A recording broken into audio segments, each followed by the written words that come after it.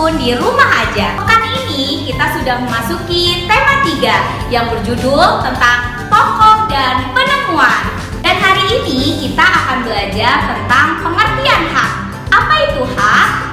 Yuk sama-sama kita simak penjelasan Miss Yulia. Check it out. Aduh, kok gelap banget ya? Gak bisa baca, gak bisa lihat. Mut, tolong nyalain listrik ya. Oke, Miss. Alhamdulillah. Ternyata listrik itu memang sangat penting dalam kehidupan kita ya. Dan tahu nggak kalian, listrik itu merupakan salah satu hak yang harus kita dapatkan. Coba hidup kita jika tanpa listrik, sama seperti tadi, gelap gulita, tidak bisa melihat yang lain. Nah, oleh karena itu kita harus menggunakan listrik secara baik-baik. Tapi ingat, kita harus menggunakan listrik dengan baik. Kita harus, itu merupakan salah satu hak loh. Nah, sekarang kita lihat ya, apa itu hak? Hak itu apa ya guys? Mari kita lihat, kita simak berikut ini. Hak adalah sesuatu yang harus diperoleh setiap orang sejak lahir. Sejak lahir, ya, sesuatu yang harus kita peroleh. Miss tegaskan, kita peroleh sejak lahir. Nah, berhubung kalian sekarang sudah besar, berarti lingkungan kalian juga sudah berpindah ya. Sekarang kita lihat lingkungan kita sehari-hari. Contoh-contoh hak anak. Yang pertama adalah di rumah. Ingat, kita punya hak di rumah. Ya, salah satunya adalah memperoleh makanan yang bergizi. Di sini ada makan dan juga ada makanan yang bergizi. Jadi hak kita adalah bukan hanya memperoleh makan, tetapi makanannya itu harus bergizi. Ya, kalau bisa kita bisa makan dengan pola 4 sehat 5 sempurna. Itu hak kita. Yang kedua, hak anak di rumah adalah memperoleh kasih sayang. Tuh, kita harus memperoleh kasih sayang dari lingkungan keluarga. Berawal dari bunda, dari ayah, dan dari kakak atau adik. Kita berhak memperoleh kasih sayang. Yang ketiga, kita berhak merasa nyaman di rumah saat belajar atau saat kegiatan yang lain. Jadi kenapa kita tinggal di rumah, kenapa rumah kita berpagar gitu kan? Karena kita memperoleh hak untuk hidup nyaman berada di rumah. Itu salah satu contoh hak anak yang ada di rumah.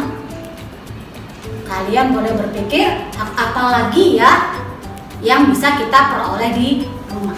Nah, setelah tadi kita berada di rumah, tentu lingkungan kita juga akan berpindah ke lingkungan sekolah. Sekolah, hal yang sangat menyenangkan ya untuk kalian. Nah, di sekolah juga kalian punya hak loh. Ingat, kalian punya sesuatu yang harus kalian dapatkan. Di sekolah, kita lihat ya, hak apa saja yang diperoleh anak-anak di sekolah atau hak yang diperoleh siswa di sekolah. Yang pertama yang paling penting adalah memperoleh pengajaran dari guru. Jadi saat kalian bersekolah, kalian berhak mendapatkan informasi apa saja yang disampaikan dari guru. Yang kedua, selain kalian belajar, kalian juga berhak untuk istirahat atau bermain dengan teman-teman.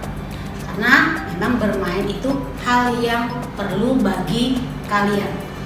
Jadi setelah belajar, kalian juga memperoleh hak bermain untuk merilekskan pikiran kita dan tubuh kita.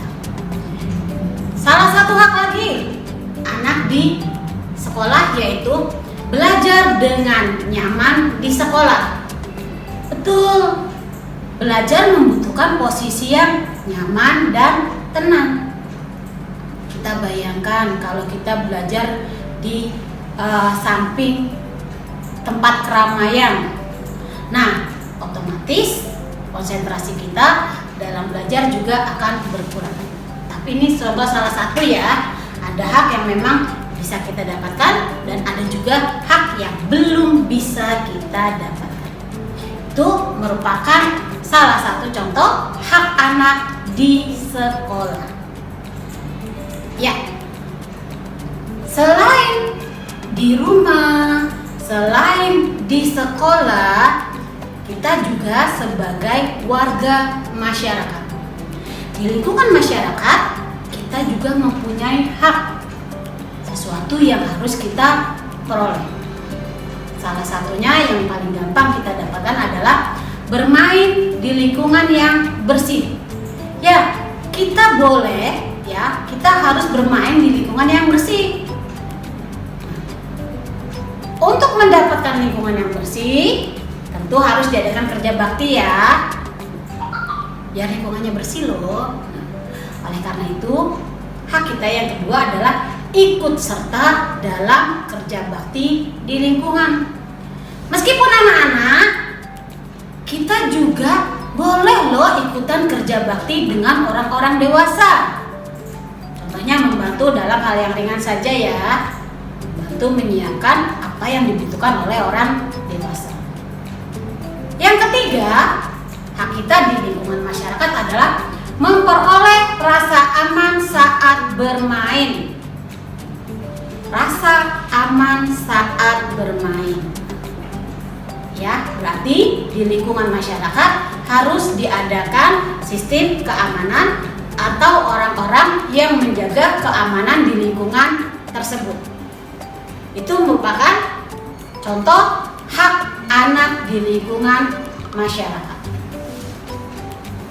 Namun, kita juga harus memperhatikan penggunaan hak kita loh. Ya. Apa maksudnya? Di sini ada faktor-faktor yang mempengaruhi penggunaan hak. Di lingkungan rumah contohnya, satu, kemampuan ekonomi keluarga. Ya, kita harus lihat kemampuan ekonomi keluarga. Kita tidak bisa menuntut hak kita kepada ayah bunda sesuai dengan kemampuan ekonominya. Yang kedua, mengenai aktivitas orang tua. Miss kasih contoh di sini ya. Hak kalian adalah untuk berlibur atau berakhir pekan. Namun saat itu aktivitas kedua orang tua kalian sedang tinggi-tingginya atau sedang padat-padatnya. Jadi kalian harus menunda hak tersebut. Ya, harus menunda hak tersebut sampai aktivitas orang tua kalian senggang atau longgar. Jadi ingat ya, hak itu harus dilihat penggunaannya dan waktunya. Terkadang hak kita ada yang belum bisa dilaksanakan. Kita lihat juga kapan kita menggunakan hak kita di lingkungan sekolah. Ya, di lingkungan sekolah kita dapat menggunakan hak kita satu pada waktu belajar. Jadi saatnya belajar, ayo kita belajar. Itu hak kita. Kemudian waktu bermain, saatnya istirahat, maka kita menggunakan hak kita untuk istirahat. Jangan sampai terbalik ya. Saat kita belajar, kita menggunakan hak kita untuk bermain.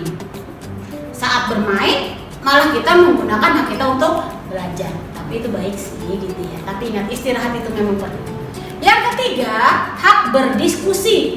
Berdiskusi itu artinya membicarakan masalah secara bersama-sama dengan teman. Kita kaitkan dengan sila keempat ya. Ingat, hak kita adalah berpendapat, tapi tidak boleh memaksakan pendapat kepada. Ya, kita lihat lagi faktor-faktor yang mempengaruhi penggunaan hak kita. Di rumah sudah, di sekolah sudah, sekarang kapan kita menggunakan hak kita di lingkungan masyarakat? Ya. Yang mempengaruhi penggunaan hak kita di masyarakat adalah satu, kesadaran masyarakat dalam menjaga kebersihan. Ya, dalam menjaga kebersihan merupakan hak kita, di lingkungan masyarakat. Harus memperhitungkan, harus bertoleransi dengan masyarakat sekitar. Ya, ada hak kita, tapi juga ada kewajiban kita. Yang kedua, di lingkungan masyarakat yaitu dengan kesadaran masyarakat dalam menjaga keamanan.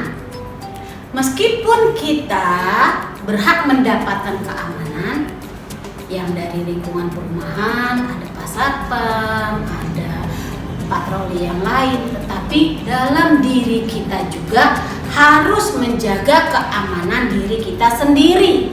Ya, ingat, selain hak kita mendapatkan lingkungan yang nyaman dari luar, tetapi kita juga harus mempersiapkan diri dalam menjaga keamanan.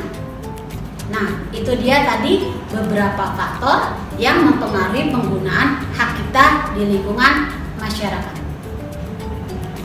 Oke, sudah deal? Ya, Miss hanya akan mengingat apa itu hak. Hak adalah sesuatu yang harus kita dapatkan. Tetapi ada lanjutannya loh. Ya. Hak yang bertanggung jawab. Jadi, selain kita memperoleh hak, kita juga harus bertanggung jawab terhadap hak kita tersebut. Demikian penjelasan mengenai hak dari Miss Yulia. Nanti kita lanjutkan di materi yang lain. Oke, Miss Muti. Assalamualaikum warahmatullahi wabarakatuh. Selanjutnya teman-teman jangan lupa untuk mengerjakan latihan yang tersedia di Google Classroom. Setelah itu difoto jawabannya dan diupload di kolom private komentar.